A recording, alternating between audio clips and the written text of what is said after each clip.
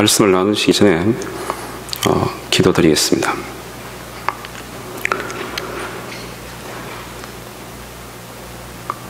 하나님 아버지, 아무것도 아니고 능력이 없으며 보잘것없는 저를 주님께서 이곳에 세워주시고 말씀을 전하게 해주시니 제가 몸둘 바를 모르겠습니다. 주님, 이 말씀이 하나님이 선포하는 말씀이 되게 하여 주시고 또 성령의 기름이 부으셔서 말씀을 성하게 하여 주셔서 하나님의 살아있는 말씀으로 여기에 앉아있는 성도님의 가슴에 전달될 수 있도록 주여 인도하여 주시옵소서. 주님, 하나님의 말씀을 받고 회개하고 마음의 변화가 일어나는 역사가 있을 수 있도록 도와주시옵소서. 주께 시종일관을 의탁하며 예수님 이름으로 기도드리옵나이다.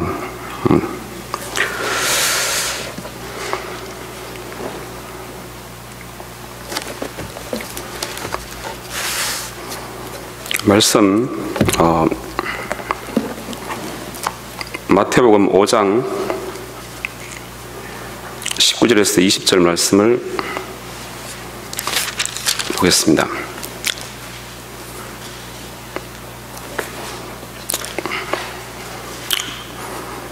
죄송합니다. 제가 요한복음 5장 19절에서 20절입니다.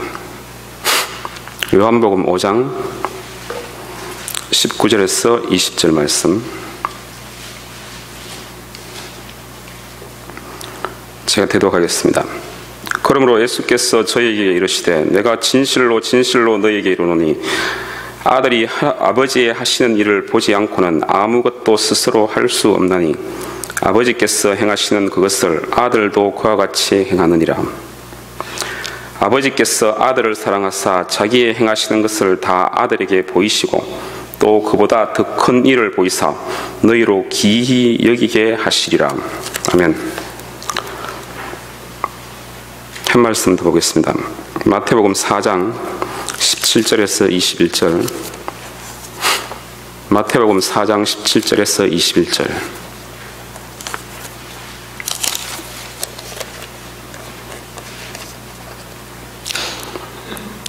이때부터 예수께서 비로소 전파하여 가라사대 회개하라 천국이 가까웠느니라 하시더라.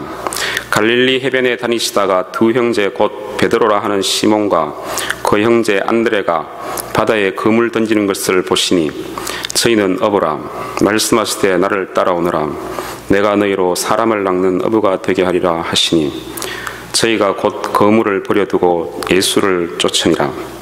거기서 더 가시다가 다른 두 형제 곧 세베대의 아들 야고보와 그 형제 요한이 그 붙인 세베대와 한 가지로 배에서 그물 깁는 것을 보시고 부르시니 22절 저희가 곧 배와 부친을 버려두고 예수를 쫓으니라. 아멘. 오늘 처음에 봉독하신 요한복음 6장 28절 29절 말씀으로 다시 돌아가겠습니다.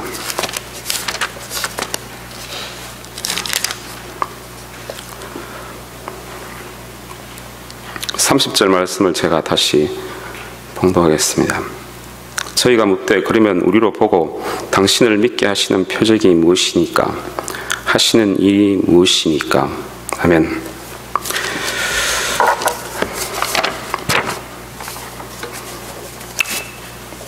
제가 한 10년 전에 어떤 여자분에게 전도를 한 적이 있습니다. 그분은 전에 열심히 교회에 다닌 적들이 있답니다. 그런데 그때쯤에 주일 예배도 자주 빠지고 교회 가는 게 한 달에 한 번 아니면 두 번 가서 잠시 참석했다가 집으로 돌아오는 그런 신앙생활을 하고 있었습니다. 잘못하면 하나님을 떠날 그런 위험한 상황에 처해 있는 그런 자매님이었습니다. 그래서 제가 하나님을 잘 믿고 믿음이 회복되기를 권유했습니다. 근데 놀라운 것은 그분의 대답이었습니다. 저는 바빠서 교회에서 열심히 봉사할 시간이 없어요. 열심히 신앙생활을 하려면 교회에서 성가대도 해야 하고 부엌에서 일을 해야 되고 주일학교 선생님으로도 봉사해야 하는데 저는 지금 자라나는 아이들도 있고 그들을 돌보아야 되고 남편 일도 도와줘야 하는데 그럴 시간이 없어서 교회에 잘 나가지 못합니다. 또 잘 나갈 수가 없어요. 다음에 여유가 있으면 교회 가서 열심히 봉사할 생각입니다. 이렇게 대답하는 것이었습니다. 여러분들은 하나님 일이 무엇이라고 생각합니까? 이 여자분처럼 하나님을 잘 믿으려면 교회 열심히 나와서 교회 일을 섬기고 또 열심히 교회를 하고 헌금도 많이 드리고 교회의 여러 가지 일에 동참하여 봉사하는 것이 하나님을 잘 믿는 것이라고 생각합니까? 오늘 봉독한 하나님의 말씀 요한복음 6장 28절에 보면은 그 전날 예수님이 갈릴리 해변가에서 오병이의 기적을 베푸시고 떡을 많이 먹고 배가 불렀던 많은 유대인들이 예수님을 따라다녔습니다. 그 중에 일부가 자기들도 하나님이 일을 하고 싶은 욕망이 생겼는지 예수님께 어떻게 해야 우리가 하나님의 일을 할 수 있습니까? 그렇게 질문했습니다. 그들은 아마 예수님께서 저 광야에 가서 그 당시에 에스네파라고 있었는데 그 사람들은 수도성처럼 광야의 동굴에 들어가서 성경을 열심히 읽고 고행도 하고 금식도 하고 금욕 생활을 하면서 그렇게 하는 에스네파들이 있었는데 예수님께서 그들에게 아마 광야에 가서 저들처럼 금욕 생활하면서 기도하고 그래 하나님을 찾아라 고행을 하여라 그런 대답을 기대했을지도 모릅니다. 아니면 그 당시에 예루살렘 성전이 헤롯이 다시 지어가지고 엄청나게 아름다웠어요. 그래서 아름다운 예루살렘 성전에 가서 험은난 어린 양으로 하나님께 번제를 드린 후에 거기에 있는 제사장들이나 율법학자 밑에서 율법을 공부하고 하나님을 거룩히 섬기는 그 사람들을 열심히 도와라 그런 대답을 기대했는지도 모르고 질문했을지도 모릅니다. 아니면은 가난하고 불쌍한 헐벗은 사람들을 위해서 너의 일생을 바쳐라 이런 말씀을 예수님이 하리라고 기대했는지도 몰라요. 그런데 예수님은 이 모든 일반적인 기대를 벗어나고 우리의 생각도 벗어난 대답을 하셨습니다. 저들이 내놓은 질문에 하나님의 일을 어떻게 해야 합니까? 라는 질문은 일의 질문에 초점이 맞춰져 있습니다. 하나님의 일이 무엇입니까? 어떤 일이 하나님의 일입니까? 우리는 하나님을 위하여 무슨 일을 하고 싶은데 무엇이 하나님을 위한 일인지 가르쳐 주십시오. 그 일을 저희들에게 가르쳐 주시면 우리는 하나님의 일을 열심히 하겠습니다. 하나님의 일을 제발 가르쳐 주세요. 일.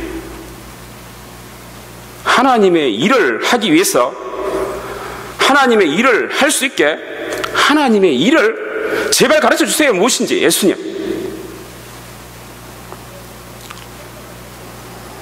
참으로 훌륭하고 가상한 마음을 가진 자들이 아니겠습니까? 겉으로 보기에 표면적으로 우리가 판단할 때 그렇게 느껴집니다. 그런데 예수님의 대답은 일의 초점에 맞춰진 것이 아니고 의외의 대답을 내놓으셨습니다. 하나님의 보내신 자를 믿는 것이 하나님의 일입니다. 예수님 자신을 믿는 것이 하나님의 일이라고 예수님은 성경 말씀에서 선언하고 있습니다. 열심히 하나님을 위하여 하나님의 일을 많이 하는 것이 하나님의 일이 아니고 하나님의 보내신 자 예수 그리스도를 참으로 진실되게 마음의 중심으로 믿는 것이 하나님의 일입니다. 그렇게 예수님은 분명히 말씀하고 계십니다. 오늘날 현대사회와 우리의 관심은 얼마나 큰 일을 하여 훌륭하고 놀라운 성과와 결과를 생산해내고 이루었나에 모든 초점을 맞추고 있습니다. 눈에 가시적으로 확 드러나는 결과를 내놓을 때 사람들은 그 일을 행한 자들을 감탄과 존경의 눈으로 바라보고 좋은 평가를 내놓습니다. 왜 그렇게 좋은 결과를 만들어내고 도출해내었는지 그들의 경험을 배우려고 하고 시스템을 연구하고 사람들도 더 큰 결과를 얻기 위해서 더 시간과 노력을 쥐어짜서 또 노력하고 있습니다.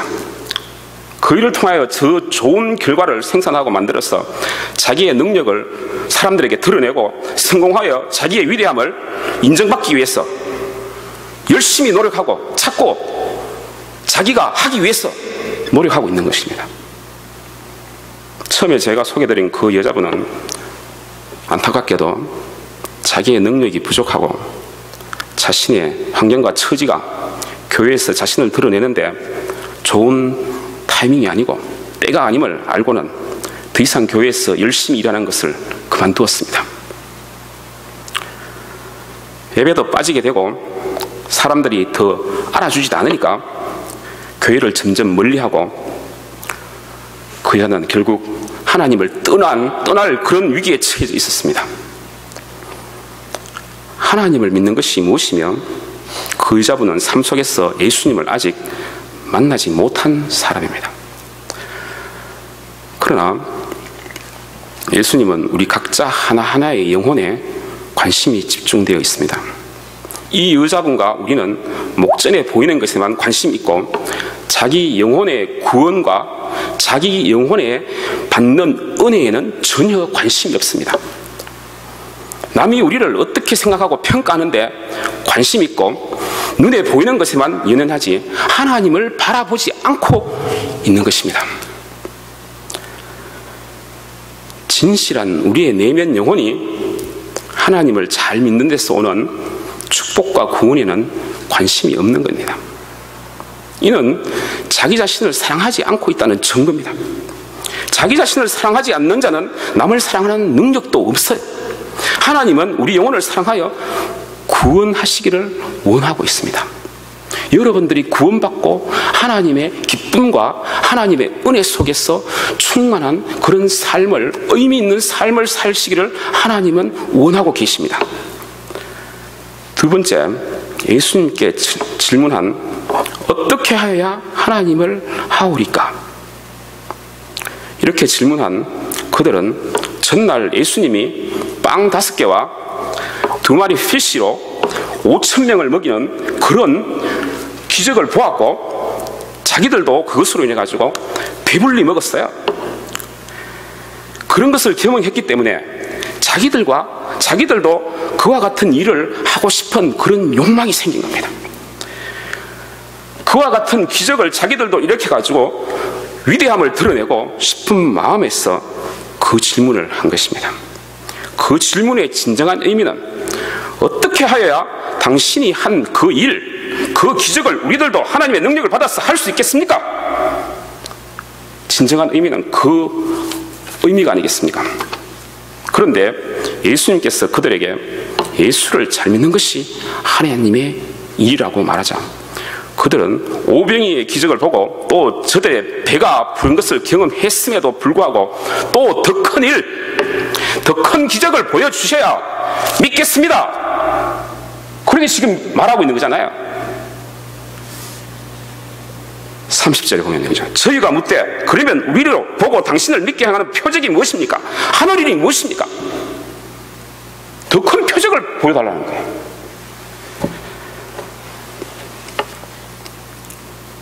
교회에 와서 자신을 드러내고 하나님을 살아계심과 영광을 드러내는 것은 아예 관심도 없고 자신이 한 일을 알아주지 않으면 실망하고 시험에 듭니다. 사실 첫 번째 케이스에 그 여자분이 바로 저였고 여러분이 아닙니까? 자백해야 되고 회개해야 되고 진실되게 예수님을 믿어야 됩니다. 예수님께 어떻게 해야 하나님의 일을 할 수 있습니까? 라고 질문한 저들과 많은 무리들은 결국 우리가 요한복음 6장 66절을 보면 예수님을 더 이상 따라다니지 않고 떠나갔습니다. 왜냐하면 그들은 하나님을 진실되게 간절히 하나님의 중심으로, 자신의 마음의 중심으로 믿으려는 마음이 없었고 자신들을 사람들에게 드러내기 위한 능력과 기적을 받기 위해서 예수님을 쫓아다녔기 때문입니다. 그런데 이 시간 우리가 곰곰이 생각해야 할 부분들이 있습니다. 예수님께 하나님의 일은 무엇이냐고 물은 저들과 우리들 대부분은 왜 하나님의 일을 하려고 대들고 있습니까? 우리가 과연 하나님을 위하여 무엇을 할 자격이 있는 자들입니까? 하나님은 과연 우리가 하나님을 위하여 무엇을 하라고 기대하고 있을까요? 그렇다고 생각하는 사람은 사실 큰 착각이고 이 시간 회개하셔야 됩니다. 왜냐하면 하나님은 하나님 영광을 위하여 하나님 당신께서 그 일을 이루시고 성취하시기 때문입니다.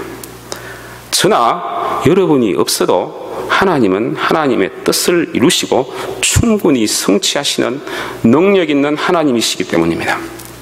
하나님을 위하여 무엇을 하겠다는 것 그 자체가 교만이고 하나님을 모르는 데서 오는 무지에서 비롯된 겁니다. 하나님은 나 자신이 아닐지라도, 우리들이 아닐지라도 다른 사람을 들어서 그 일을 성취하실 수가 있습니다.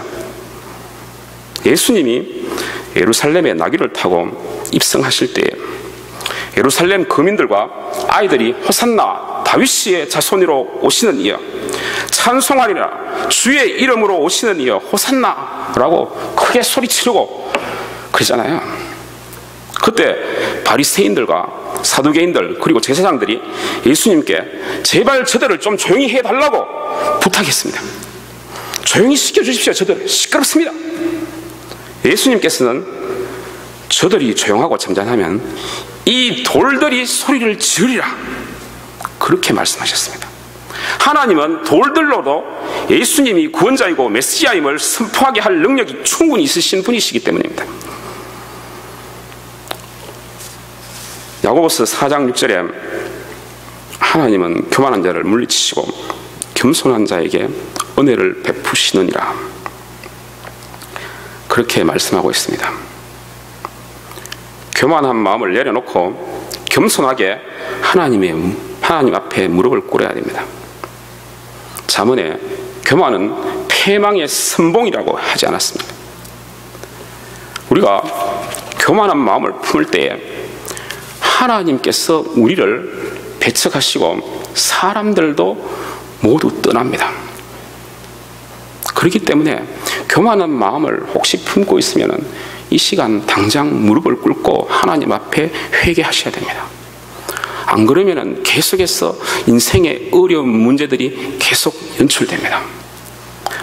우리는 하나님의 일을 할 자격도 없고 능력이 없음을 솔직하게 인정하고 이 시간 하나님 앞에 낮은 마음으로 자신을 내려놓고 겸손하게 하나님 앞에 무릎을 꿇고 자신이 아무 능력이 없는 자임을 고백하셔야 됩니다.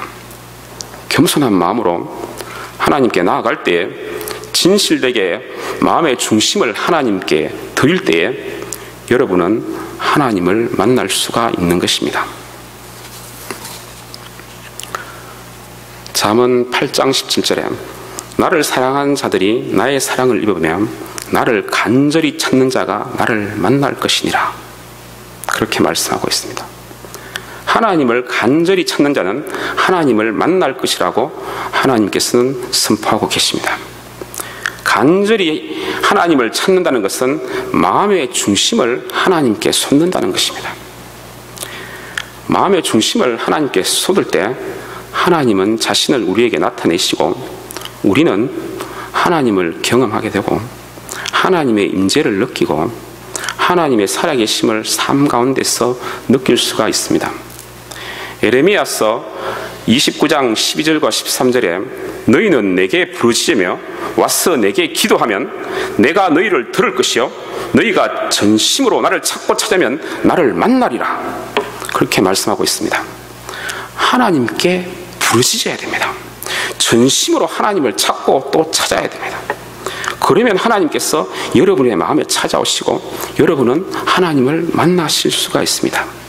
하나님께서 인간을 창조하시고 에덴 동산에서 하나님과 늘 만나고 교제하고 사귐을 가질 때는 창조주와의 사귐에서 오는 자유와 기쁨이 사람들이 충만했고 하나님께서 그들을 지켜주시고 보호하는 그런 것을 그들이 느꼈기 때문에 마음의 평강과 자유가 있었고 편안함이 있었고 내면이 아주 안정된 그런 인격을 사람들이 가지고 있었습니다. 그런데 하나님께서 모든 또 필요한 먹을 것과 필요한 주거 공간을 마련해 주셨어요. 그래서 하나님의 사랑을 듬뿍 받았고 그에서 오는 소속감과 넉넉한 마음의 여유와 남을 배려할 수 있는 그런 사랑으로 가득 차 있었습니다. 창세기 1장 27절에 보면 하나님은 자기 형상, 곧 하나님의 형상으로 사람을 창조하셨다고 했습니다. 하나님의 형상은 하나님께서 거룩하시고 또 사랑이 넘치는 분이시고 자비와 인자가 충만한 분이시고 인격이 풍성한 분이시고 용서하시는 분이시고 그런 인격을 사람에게 넣어줬다는 것입니다. 다른 모든 것은 그런 걸 안 넣어줬으나 하나님은 인간을 사랑하셔서 인간을 만드실 때에 그런 모든 하나님의 성품을 넣어주셨습니다. 왜냐하면 사람을 너무나도 사랑하시기 때문에 그런 것입니다. 인간이 창조주이신 하나님과 교제 않고 하지 않을 때에 나오는 그런 일들은 상상할 수가 없는 것입니다. 창조주이신 하나님과 만나서 교제를 하여야 비로소 참된 삶의 의미를 우리가 알 수가 있습니다. 왜 우리가 살아가면서 방황해야 될까요? 왜 우리가 살아가면서 왜 사느냐 고민해야 될까요? 하나님을 비로소 만나고 인격적인 교제를 할 때에 비로소 그 질문은 해답을 얻는 것입니다. 그러나 아담이 죄를 지은 후에 하나님과의 교제의 단절이 왔습니다. 우리가 왜 하나님과의 교제가 단절되느냐? 그건 죄로 인한 문제입니다. 하나님께서 너희가 그 동산 가운데에 있는 선악을 알게 하는 실과를 먹을 때는 정령 죽으리라 그랬습니다. 아담이 죄를 지었을 때 정령 죽었습니다. 육체는 살아 있었으나 영으로는 완전히 죽었습니다. 영으로 죽었다는 것은 하나님과의 대화와 하나님과의 교제의 단절을 의미하는 것입니다.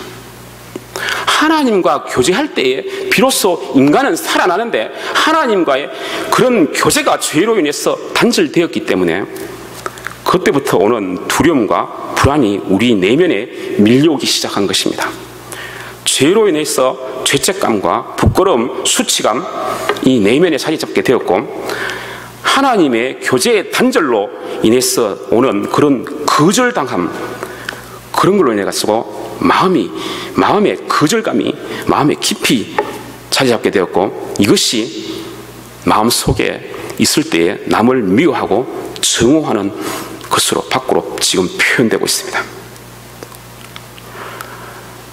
그러나 여러분께서 예수를 구주로 영접하고 하나님을 진실되게 찾고 마음의 중심을 하나님께 드리면 하나님을 만나고 다시 에덴 동산에서 살았던 그들과 같이 이 모든 죄악의 굴레에서 오는 불안, 두려움, 거절당함, 미움, 정오, 존재 목적의 상실, 그런 모든 것이 없어지고 마음의 평강과 기쁨과 안정감과 자유함이 하나님과의 교제와 만남을 통해서 회복되고 우리의 그런 내면에 이그러진 그런 모습들이, 이그러진 그런 상처들이 치유되고 삶이 회복되는 것입니다.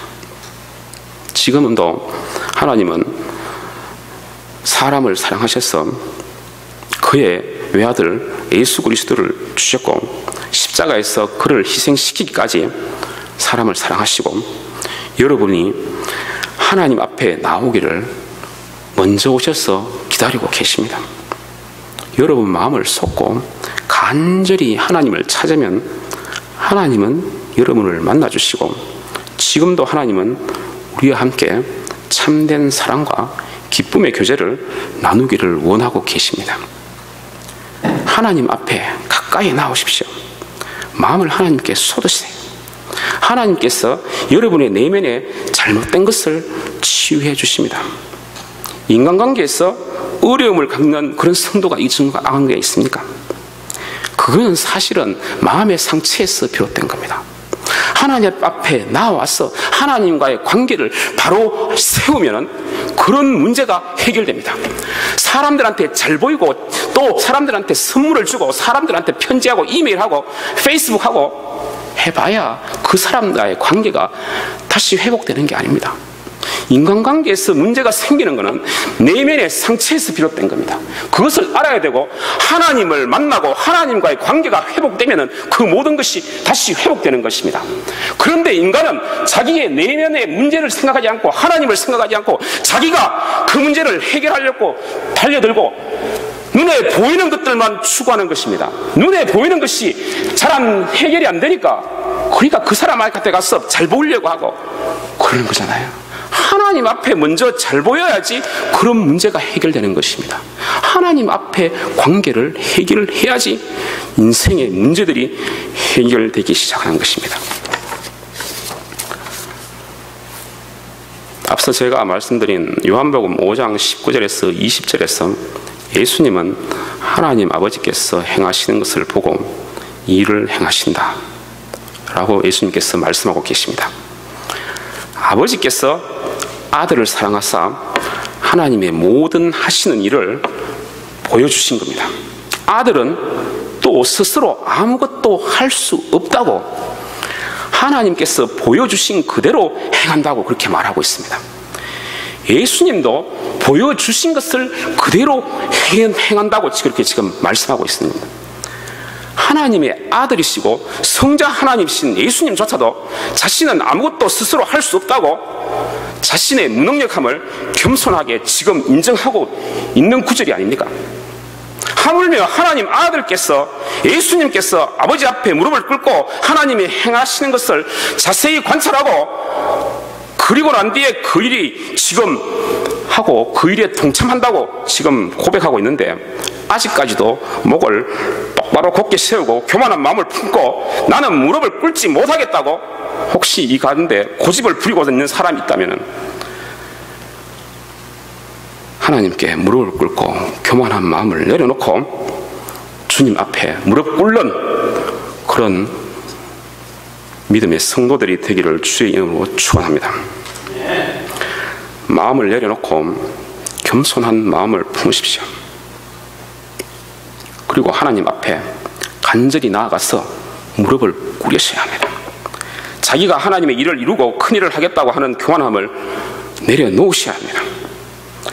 겸손하게 무릎을 꿇고 하나님은 나의 주위에서 지금 어떻게 역사하고 계신가? 하나님이 지금 나의 주위와 이 교회에서 무슨 일을 하고 계시는가? 관찰하시기 바랍니다. 하나님은 지금도 살아계셔서 지금 이 순간 여러분이 살아있는 현장, 지금의 역사의 현장, 여러분들의 직장에서, 여러분들의 교회에서, 시간과 공간, 장소에서 하나님께서 지금 역사하시고 일을 하고 계시고 지금 무빙하고 계시는 것입니다. 그런데 그게 눈에 안 보이기 때문에 우리는 그걸 모르고 있는 겁니다. 그런데 자세히 들여다보고 관찰하면 보입니다. 왜냐하면 온 마음을 하나님께 안 드리기 때문에 눈에 안 보이는 겁니다. 여러분들의 마음을 하나님께 드리고 우리의 주위에서 지금 하나님께서 어떻게 지금 역사하고 있는지 자세히 살펴보아야 합니다. 그리고 하나님께 하시는 일에 함께 동참해야 됩니다.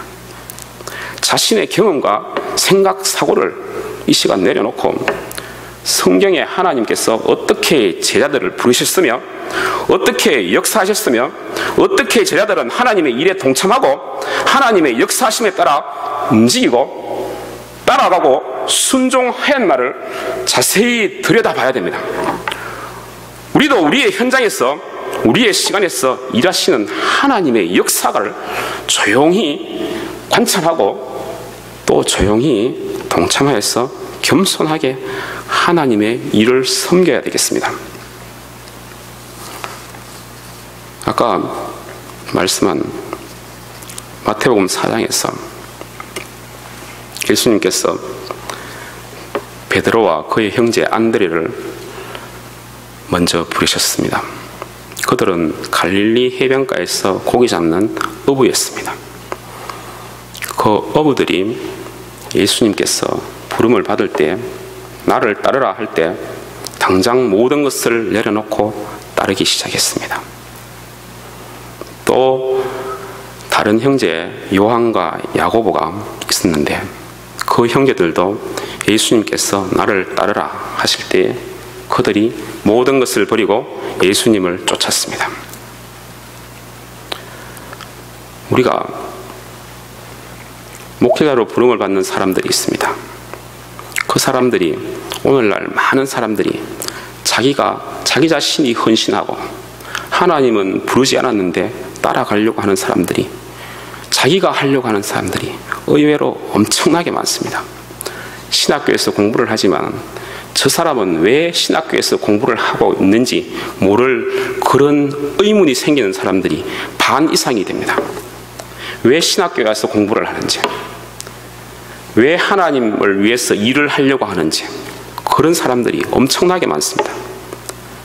목회자로 부름을 받는 그 부름은 또 특별한 하나님의 콜링이 있어야 되고 그런 콜링이 없는데 자기가 하겠다고 나선다면 이 시간 다시 한번 점검을 해야 될 줄로 믿습니다.